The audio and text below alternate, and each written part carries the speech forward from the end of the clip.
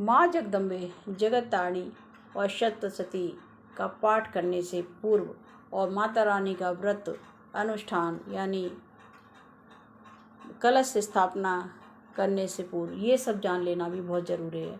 भक्ति माता की करने के लिए जान लेना ज़रूरी है कि ये इसका जो अथ श्री कीलकनम यानी कि अथ कीलकम जो ये स्रोत है, सप्तशती स्रोत है माता रानी की भक्ति का ये जो है भगवान भोलेनाथ ने इसको गुप्त कर दिया था। इसका जानना बहुत ही ज़रूरी है। तो ये आप स्वयं ही सुन लीजिए कि ओम चंडिकादि जी को नमस्कार है। मार्कंड जी कहते हैं विशुद्ध ज्ञानी जिनका शरीर है, तीनों वेद ही जिनके दिव्य नेत्र हैं और जो कल्याण प्राप्ति के हेतु हैं तथा अपने मस्तक पर अर्धचंद्र का मुकुट धारण करते हैं, उन भगवान शिव को नमस्कार है। मंत्रों का जो अभिकीलन है अर्थात मंत्रों की सिद्धि में विघ्न उपस्थित करने वाले शाप रूप कीलक का जो निवारण करने वाला है, उस सप्तशती को संपूर्ण रूप से जानना चाहिए और जानकर उसकी उपासना करनी चाहिए।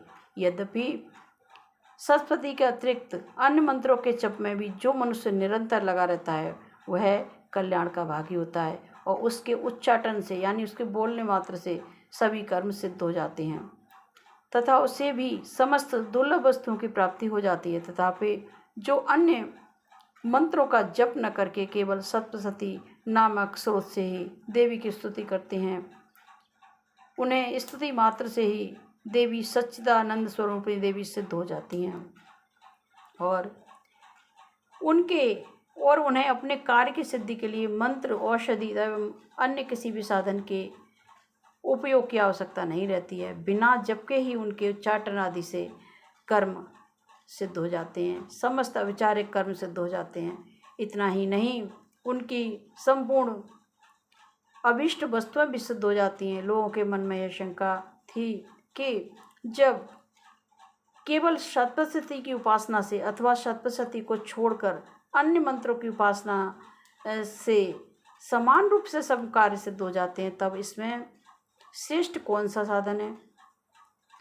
लोगों की शंका का समाधान करने हेतु भगवान शंकर ने अपने पास आए हुए जिज्ञासुओं को समझाया कि यह सप्तशती नामक संपूर्ण स्रोत ही सर्वश्रेष्ठ एवं कल्याणमय है। तदंतर भगवती चंडिका के सप्तशती नामक स्रोत को महादेव जी ने गुप्त कर दिया और सप्तशती के पाठ से जो पुण्य प्राप्त होता है उसकी कभी समाप्ति नहीं होती है, किंतु अन्य मंत्रों के जप जन्य की पुण्य की समाप्ति हो जाती है। अतः भगवान शिव ने अन्य मंत्रों की उपेक्षा जो सप्तशती की श्रेष्ठता का निर्णय किया उसे यथार्थ ही जानना चाहिए, यानी अवश्य जानना चाहिए।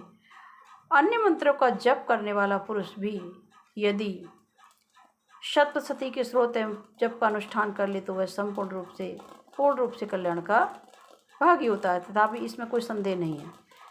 जो साधक कृष्ण पक्ष की चतुर्दशी अथवा अष्टमी को एकाग्रचित होकर यानी माता में ध्यान लगाकर माता की चरणों में अपना मन लगाकर भगवती की सेवा में अपना सर्वस्व समर्पित कर देता है, यानी इसी बात ध्यान देने की है कि माता रानी के चरणों में अपना सर्वस्व समर्पित कर देता है और फिर उसे प्रसाद रूप में ग्रहण करता है, उस पर माता रानी प्रसन्न होती हैं, अन्यथा उनकी प्रसन्नता प्राप्त नहीं होती है। इसलिए इस कीलक को जान लेना अति आवश्यक है कि कीलक का क्या है, इसका समाधान हमें कैसे करना है, तो ये अवश्य ही जान लेना चाहिए।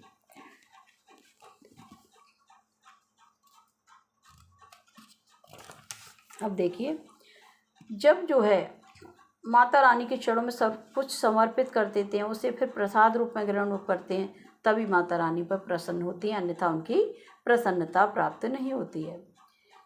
इस प्रकार सिद्धि के प्रतिबंधक रूप कील के द्वारा महादेव जी ने इस स्रोत को कीलित कर दिया है। इस चीज़ को हर मनुष्य नहीं समझ पाते हैं कि ये छोटी सी बात नहीं, ये बहुत बड़ी बात है। यानी जो भी हम माता के चरणों में प्रसाद है और जो भी उपयोगी वस्तु है माता रानी को समर्पित करके फिर उन्हें ग्रहण करते हैं, यही इसका प्रतिबंधक रूप कीलन कहलाता है।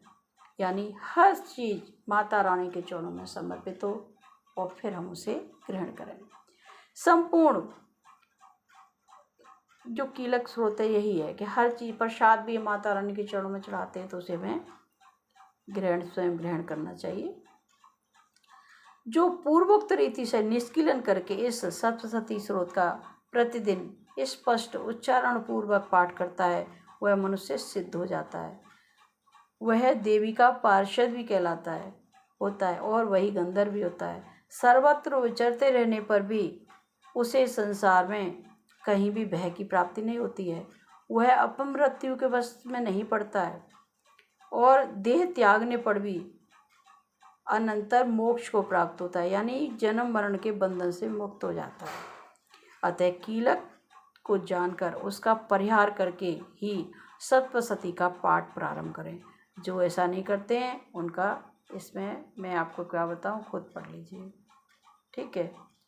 इसीलिए हमें सप्तशती का पाठ करने के लिए उसको पहले उसका निष्कीलन करना आवश्यक है। इसलिए कीलक और निष्कीलन का ज्ञान प्राप्त करने पर ही स्रोत निर्दोष होता है और विद्वान पुरुष इस निर्दोष स्रोत का ही पाठ प्रारंभ करते हैं।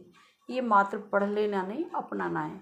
जैसे कि हमने माता रानी को, सब कुछ माता रानी का ही है, भगवती का ही है, और माता रानी के चरणों में सब कुछ समर्पित करके कि सब कुछ माँ का है, फिर उसे प्रसाद के रूप में ग्रहण करना चाहिए। अन्यथा सप्तशती पाठ से पूर्ण फल प्राप्त नहीं होता। इस तरह का इसमें बताया है, इसीलिए इसका निष्कीलन जान लेना अति आवश्यक है। अब देखिए, यही बताया कि स्त्रियों में जो कुछ भी सौभाग्य दृष्टिगोचर होता है सब देवी के प्रसाद का फल है।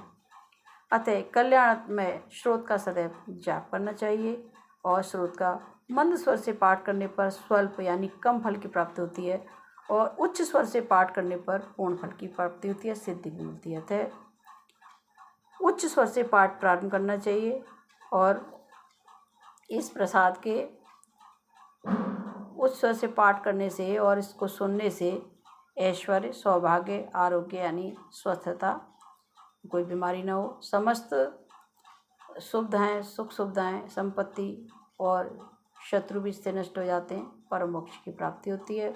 तथा इस सिद्धि नामक स्रोत को हमें तुरंत जरूर पढ़ना चाहिए, जो मोक्ष की हमें प्राप्ति करा देता है, मोक्ष की सिद्धि होती है इससे। और कल्याणदायी जगदम्बा की स्तुति सभी मनुष्यों को करनी चाहिए और हमें कवच का भी पाठ कर लेना चाहिए। कवच पढ़ने तो मैं आपको साधारण शब्दों में बता दें कि माता रानी का पाठ करने के लिए पहले आप कवच धारण कीजिए, कवच पेन पढ़िए, फिर अगला स्रोत पढ़िए, माता रानी की स्तुति पढ़िए, क्षमा याचना भी कीजिए और फिर आप ये जो है कीलन निष्कीलन को जान लीजिए, जो महादेव जी ने बताया है, इसको कीलित कर रखा है। यानी कोई भी मनुष्य इसको पाठ को प्रारंभ करता है जब तक माता रानी के चरणों में अपने हृदय से, तन से, मन से, तन को, मन को, हृदय को और सभी वस्तुओं को माता रानी के चरणों में समर्पित करके उन्हें प्रसाद के रूप में ग्रहण करेगा, तभी जो है उसे पूर्णतः फल की प्राप्ति होगी। और इसको निष्कीलन करके ही माता रानी की सप्तशती पाठ को प्रारंभ करना चाहिए और हृदय से हम करते हैं तो माता रानी जरूर प्रसन्न होती हैं और हमारा कल्याण करती हैं। हे माँ जगदम्बे, हे जगतारणी, आपसे विनती है, मुझे क्षमा करना कि मैं ये रिकॉर्डिंग भी कर रही हूँ आपकी। हे माता रानी, मुझ पर अपनी कृपा दृष्टि बनाए रखना, हमारे शुभ चिंतकों का कल्याण कीजिए और अज्ञानियों को सद्बुद्धि दीजिए। मैं भी एक अज्ञानी हूँ, मुझे ज्ञान दीजिए माता रानी, अपने चरणों में स्थान दीजिए। जन्म जन्मांतरों तक मुझे आपकी भक्ति मिले, आपका प्रेम मिले, आपकी मुझ पर कृपा दृष्टि बनी रहे। और माता रानी, मेरा शरीर ना भी हो, केवल मेरी आत्मा हो, तभी वो आपके चरणों में रहे, आपके चरणों में मस्त रहे। आपकी कृपा मेरी आत्मा पर सदैव बनी रहे। मेरे शुभ चिंतकों का सदैव कल्याण कीजिए माता रानी। मेरे परिवार का, मेरे पिता के परिवार का कल्याण कीजिए माता रानी।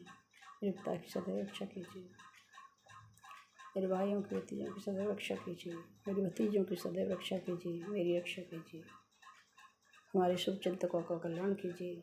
हे माता रानी, जब तक जीवन हो तब तक हम ऐसे रहें संसार में जैसे जल में कमल का फूल रहता है। और माते रानी, इस शरीर को हम त्याग दें तो भी हमें आपके चरणों में स्थान मिले और आपकी सेवा में मगन रहें, आपके प्रेम में मगन रहें। आपका साथ कभी ना छूटे, आपका प्यार कभी ना टूटे। हम पर आपकी कृपा दृष्टि सदैव बनी रहे। ओम जयंती मंगला काली भद्रकाली कपालिनी दुर्गा स्वाधात्री स्वास्वधारण सदैव शिवाय नमः। जगज्जननी मां भद्रकाली मां नमः।